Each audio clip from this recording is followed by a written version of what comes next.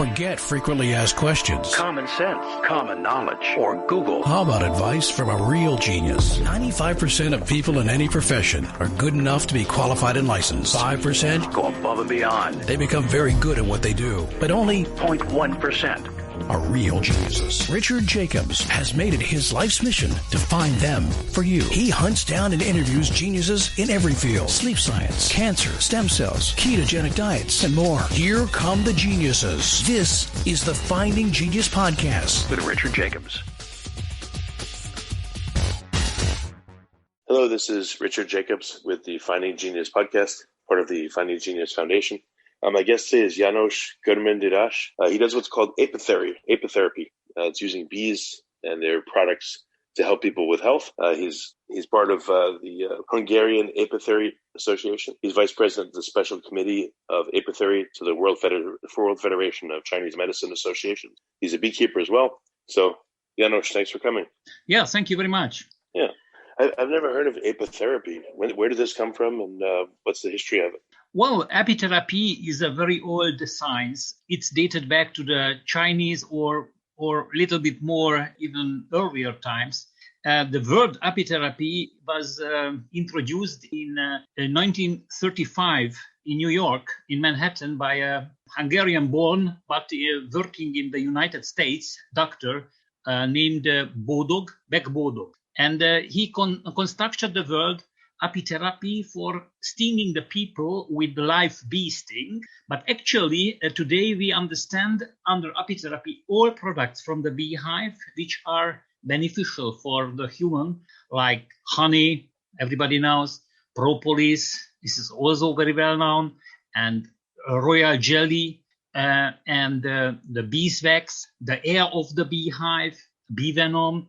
So everything which comes from the beehive, even the wax moth larva, which is intruder of the beehive, is called to the apitherapy today. So It is a fascinating area. So what are the uses of all these various compounds that come from the beehive? Like, what are some of the uses? Can you go through them? Yes. All bee products have different uses, of course, because the composition is very different. Let's start with the honey. Honey is well-known antibacterial. So if you have problems in the throat, you can eat some honey and you feel immediately better. Your pain is less very soon. And the other part where you use honey is to treat the wounds of the skin. And it is very, very beneficial for that. If I speak about propolis, the next one, which called Ozobee Glue. This is a sticky stuff produced by the bees, and it is a very, very good anti-inflammatory, and also very good for the wound healing, also very strong antiviral agent. It is very important if we are speaking actually in the COVID time, you may know that the COVID, the virus, enters the human cell in different ways. But one of the major ways is through the ACA receptor. And the propolis is able to block this receptor, so it has antiviral effect. Even for COVID, we can speak about this effect, which is unfortunately not scientifically proven because nobody invested enough money to test it. But beekeeper now, that is very, very beneficial. Oh, let's speak about the next product, royal jelly. Royal jelly is, you can call it like milk of the bees. They feed the queen bee during her whole life with the royal jelly. And this has huge beneficial effect for the immune system because it regulates the immune system. It means that if it is very high regulated, then regulates down. If it is down, it regulates up. So it means that it has a good regulation effect, which helps in a lot of autoimmune diseases. This is what substance regulates your immune system? This is the royal jelly. Royal jelly. Jelly royal, royal jelly. This has different names. This is the food which is produced by the nurse bees and giving for the queen bee. The queen bee eating only this stuff during her whole life and lives 6, 7 years, 8 years sometimes, and the normal bee lives maybe 40, 50 days. So imagine what is the difference of the lifespan. It's a miracle. Are there clinical trials that have been done on any of these substances, or is it more ancient medicine, it works type stuff? No. A lot of clinical trials for different diseases are done. And of course, also for bee venom, there is also clinical trial to prove it is anti-pain effect, anti-inflammatory anti-pain effect. For the lumbar pains, it was tested in a clinical trial, a random controlled clinical trial. So this is scientifically highly proven that it has also a very good effect. And of course, if you check just propolis in the PubMed or other medical database, you will find several hundred articles in 1 year. So this is huge stuff. Only to read it is very, very difficult because too much material is available. And maybe I can speak about the beehive air. This is a very interesting area. It's quite new. It has now in Germany, in the European Union, it has now official medical machine which gets out the beehive air and gives for the patient. And this is now officially in the hospitals in Germany. So the whole area is developing very fast. A lot of experiments and a lot of clinical studies are available, and much more are basic studies. These are also a huge number. So I'm very happy to work here because I will have stuff for 200, 300 years, sure. So what are some of the compounds that have been analyzed or maybe isolated from royal jelly or propolis or honey, or have people found any particular ones? Yes. If you are interested on single molecule, I would like to speak about melittin. This is a molecule which is in the bee venom. It's about 40 to 60% of the bee venom. And there are currently medical analyses against HIV as a HIV virus, and it seems to be effective. They develop currently some companies medicine for HIV, which is the question is how we give this one to the proper place. So it is very, very, very good stuff. Do people usually just consume the propolis or the, obviously the honey or the royal jelly, or are there other ways of administration? Do you ever apply it to skin or, breathe it in? Yeah, it's very different. Honey, of course, the major way to eat it. It's best if you don't eat it with hot tea. Then it is better to drink it like maximal 40, 45 degree. This is the best. Propolis, usually you get drops or suppository, or you can inhale, because there are some machines which make inhalation possible with the propolis. So these are, and of course, as well honey as the propolis could be part of any creams, ointments. So it is used also topical. Bee venom is used only via injection or with the live bee. It's like a natural injection with the bee sting. And some creams are also containing, maybe in the United States are also some creams which are now officially released for pain release and for face creams.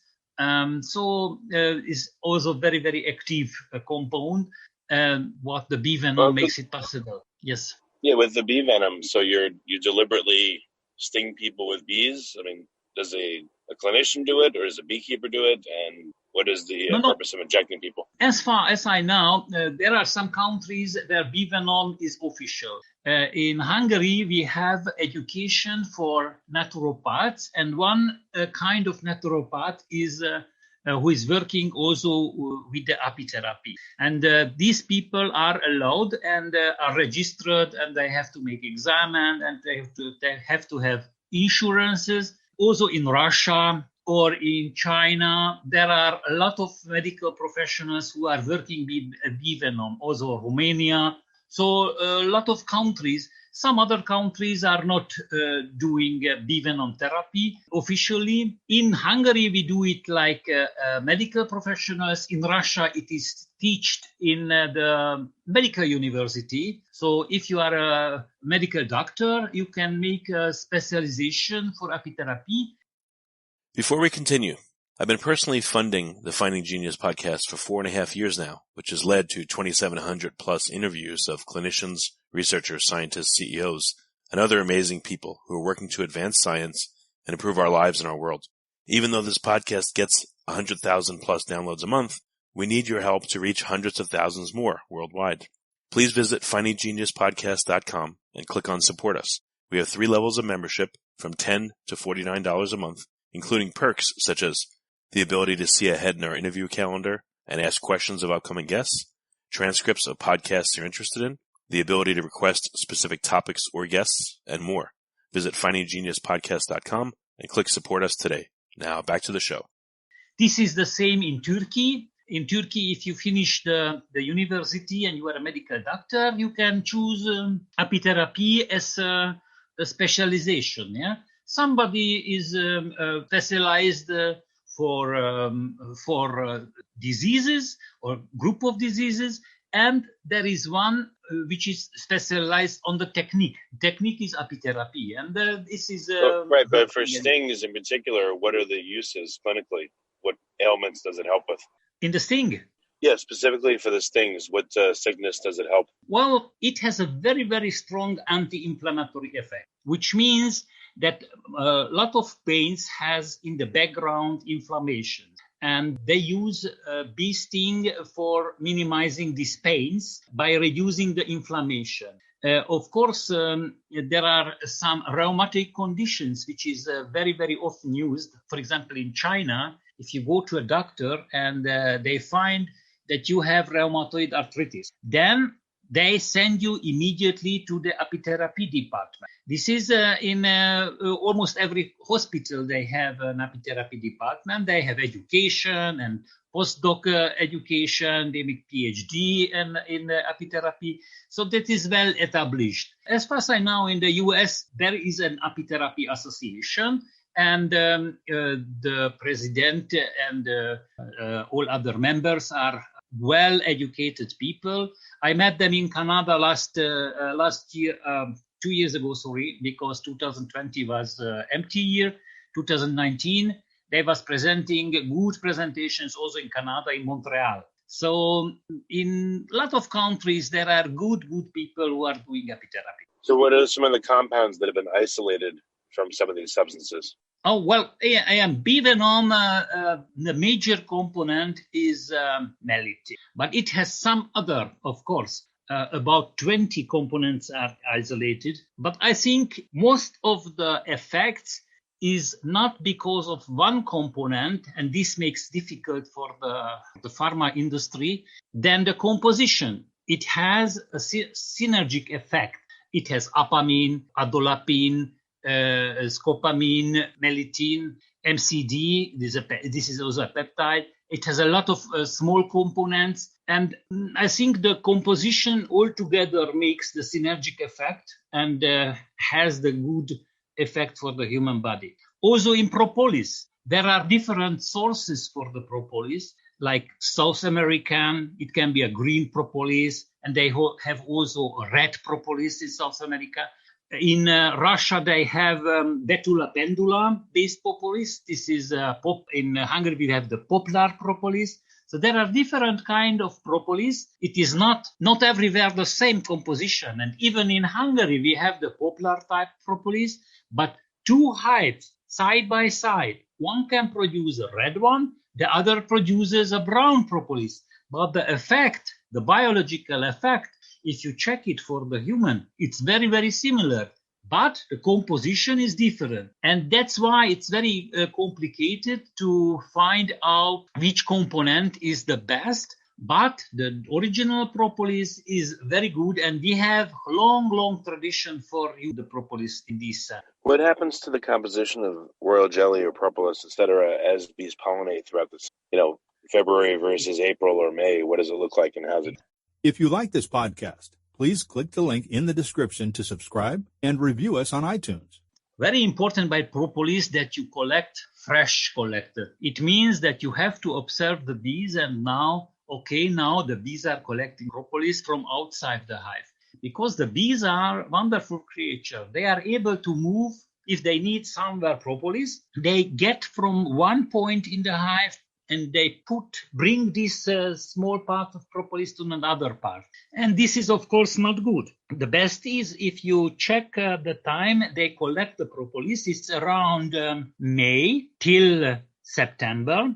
And this time they bring fresh propolis inside the hive. This is the best period to collect the propolis. They move also honey. So they move the honey several times. And after they are ready, they cover it with a wax. And that is the best honey, which is already covered by the bees. So there is a huge difference between the propolis, if it is a fresh one or an old one. Yes.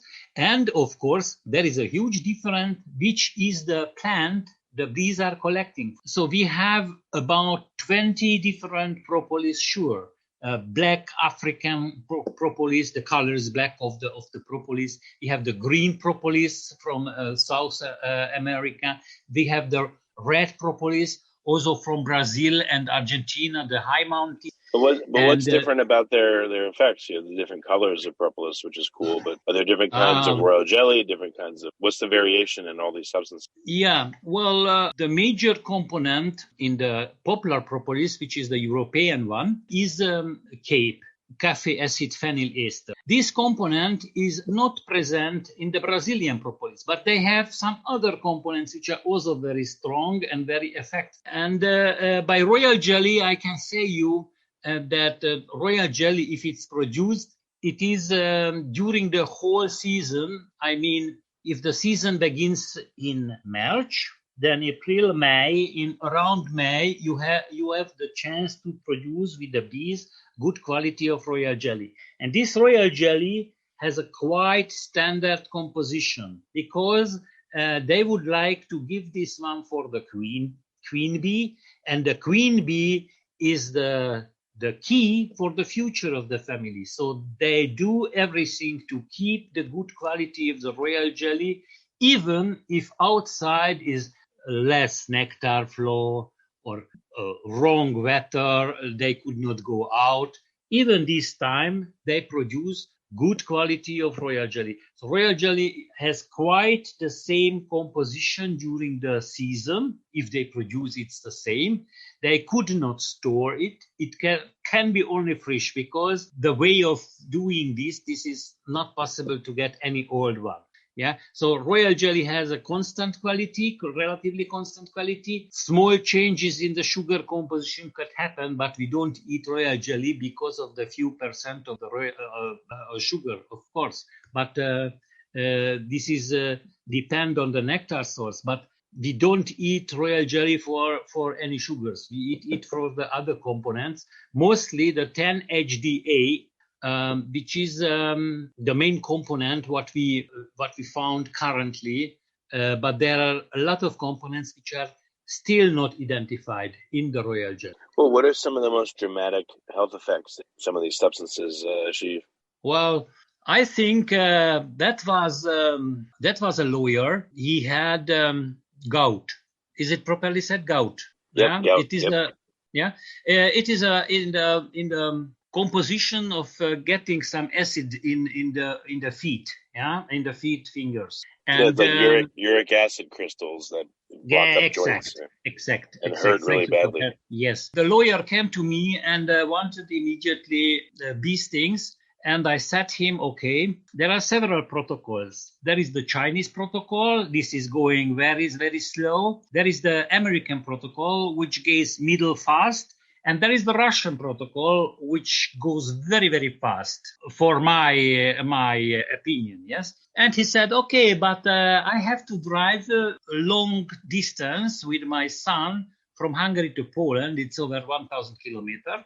And I do not have too much time. So I would like to make the Russian protocol. I said, okay, but it could have very strong effect on you. No, okay, but he's doing that. So he got a test of allergy. Of course, this is the first step what we do every time by beginning a therapy. We go to getting some blood and they make a EGE blood analysis if there are any antibodies about the bee venom. If it is positive, then bee venom therapy will be tested again by me with one small bee sting. Small means that the bee is less than 1 second in the skin, and I remove it immediately. Then we wait 45 minutes because most of the EGE reactions are within 30 minutes, and we give 50% more, so 45 minutes. And if there is no effect, then we have a double check of the allergy. This is the first point. We begin with a real treatment. And then he got 2 stings in the left feet and 2 stings in the right one. This was his wish. I wanted to give only 1 sting, maximal 2, but he wanted the Russian protocol, which is 4. Okay, I said, no, okay, that's, I understand. He was going home. This was around, the stings were around 11 o'clock. Around 1 o'clock, he became fever, 41 degree. Wow. I said, okay, this is a very strong reaction. It took about 1 hour. Outside was 30 degrees Celsius, and he was inside and getting cold because he had high fever. The 41 degree. Later it gone down to 40 degree, but even 40 degree is too much. So after 1 hour, the 40 degree decreased, dropped to the normal, and he gets sweating also for 1 hour, 1 hour and a half altogether. Sweating. He said that he was feeling himself like he would be in 45 degree outside on the sunshine, working very hard and running, get sweating everywhere. Every corner of his body was sweating. Then he got a shower.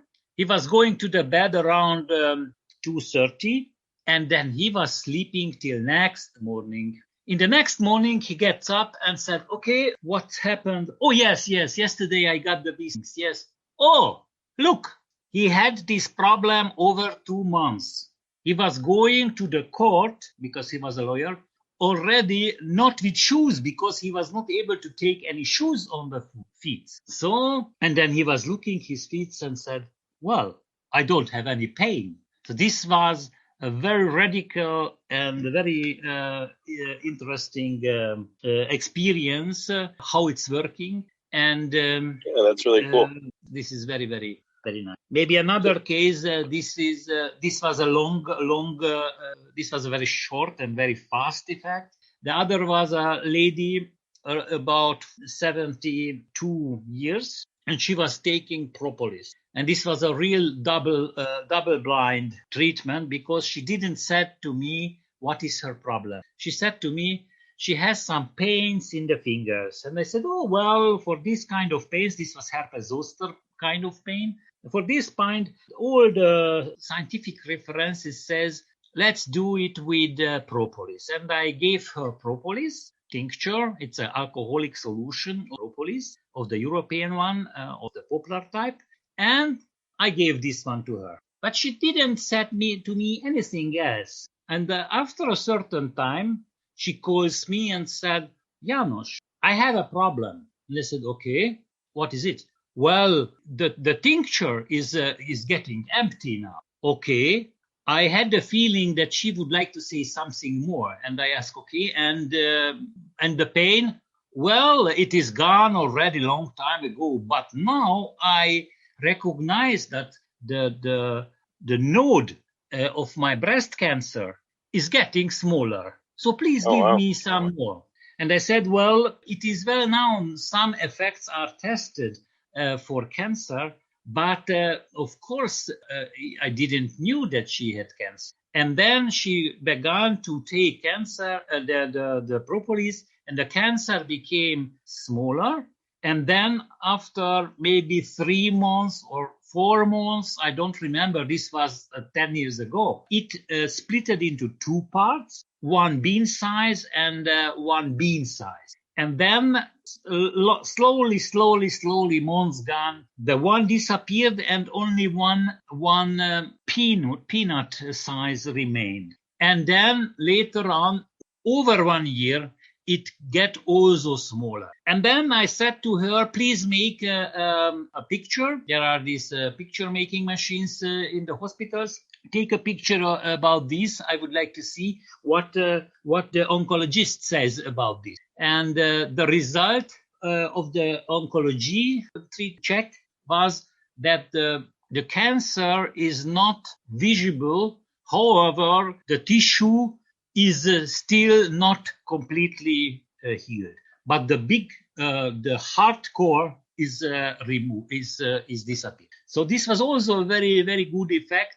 However, of course, I don't know whether she took something else or this is only the effect of the propolis. But she got propolis from me, and she didn't get any other treatment, like cancer treatment, because she was old and she didn't want to go to us. So maybe this was the effect of the propolis. But of course, to test it, we would need much more check.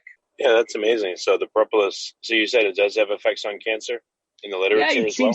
It seems to have as well. There are some research which says also bee venom is very effective against cancer. But I am a scientist, So this means that I formulate such sentences with very, very carefully. I would like to see a real study. And if the real study says 50%, 80% of the people gets this effect, then I will know much better. I don't like to summarize upon one case. Of course, this is amazing, but one case is just one case, And if I would have 100 cases of cancer, then I would be very happy, because then I was able to help for 100 people with this serious disease. Yeah. So, but I think we collect a lot of knowledge, and huge knowledge is in Russia, in China, in Latin America. They use Ozobee venom very, very frequently. Romania, Hungary. We are a small country, so we are not big in any size. We are lucky because we have apitherapy since long time, and this is official in Hungary. So I think future will give us a lot of possibilities for treating this kind of difficult disease. Yeah, no, that's amazing. What new research is going on? Where's the focus of the research right now on apitherapy? Are there just many different areas, or is there a particular focus? Yeah, a lot of areas. What I know, which is successful, is beehive air for heart disease. It is very well researched, and I think there will be some new research running and having results soon. I made once a research on bee venom. My largest interest is bee venom. So there are a lot of researches on bee venom, even clinical trials for hypertension, for example, how it is working. And for different kind of pains, it's very, very effective. And there is a protocol, of course, not only bee venom, but a lot of other helping agents. But it is a very good part of the Lyme disease treatment, and it is killing very good the different kind of Spirocheta and other bacteria. It has a very strong antiviral effect. So I think the future will give us much more detailed answers. Why is it working? Because experience, we have a huge amount of experience. Also, some clinics are working, and some countries are working very, very hard on this area. So rheumatoid arthritis is very well researched, but I think there will be more coming. So research is huge area. It depends on only money, I think, how many research could be done, because all areas are interesting, very interesting. Well, what are 1 or 2 experiments that you would love to have done that you'd like to have funding for? If you had the money, what would you like to research right away? Yes, I think there are diseases where the treatment is very difficult, or it has a lot of side effects. And I think it would be very, very interesting to research on the beehive air, because it can help children against different kind of allergies. And what's in the beehive air? I forgot to ask you about that. Yeah, beehive air is, it is coming from Austria and from Hungary and from Russia. And the bees are getting air, and in this air, in the hive, there is a lot of volatile components. There are a lot of volatile components from propolis, from honey, from the royal jelly as well. A little about bee venom, but not very much. Maybe 1-2 bee stings per hive. And this composition is humid, and we can inhale it through a machine from the beehive. Or we can get a huge beehive house where a lot of beehives are inside, like 9 pieces, 8, 9. Then the air is filled with these molecules.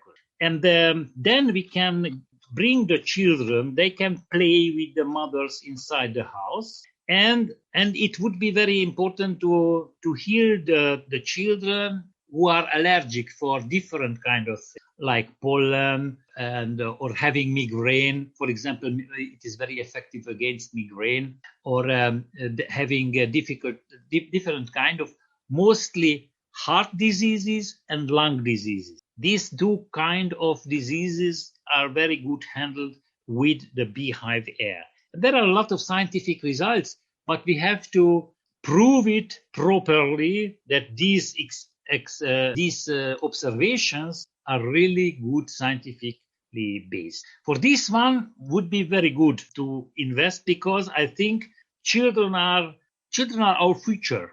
Yes. Of course, everybody is important, but the children are also very important because they are the future of the society. So this is one point which would be very, very interesting. Of course, different other diseases to treat them, but this is much more complicated. So if you have money, just call me. I will find a good treatment. Very cool. Well, Janos, what's the best way for people to find out more about these kind of therapies and to see if it's available in their country? A lot of my listeners are the United States, but also around the world.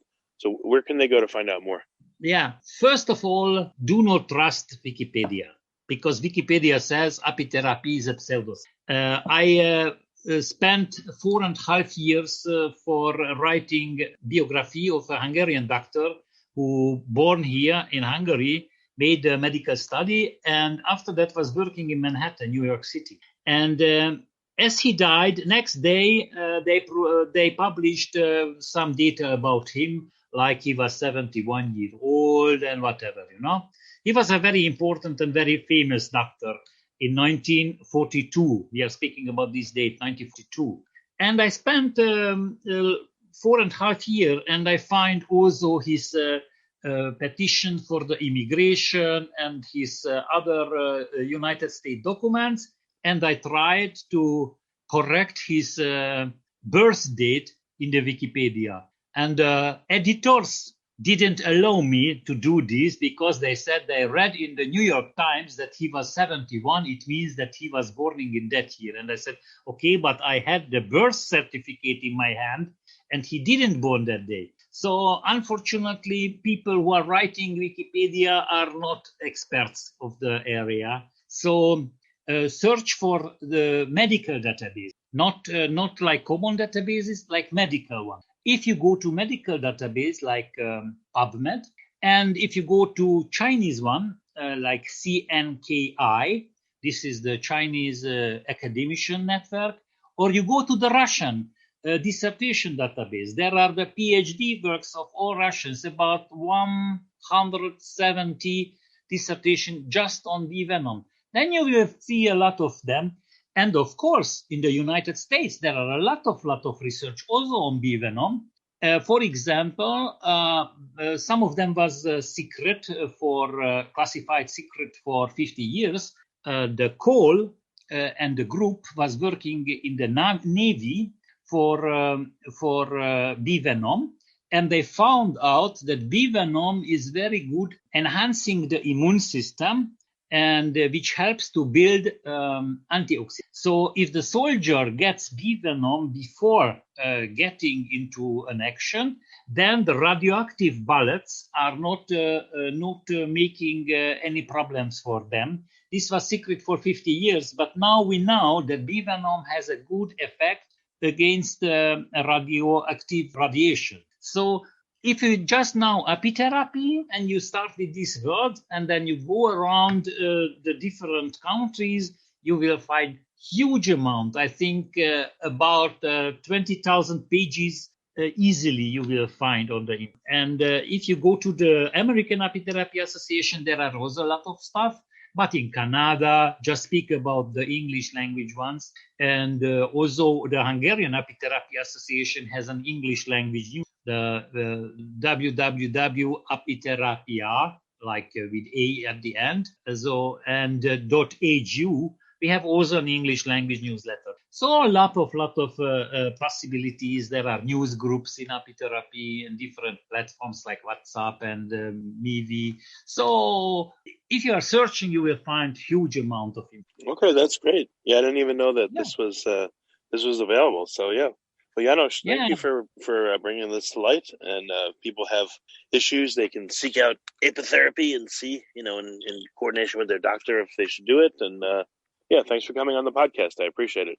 Yeah, thank you very much. It's a pleasure. If you like this podcast, please click the link in the description to subscribe and review us on iTunes.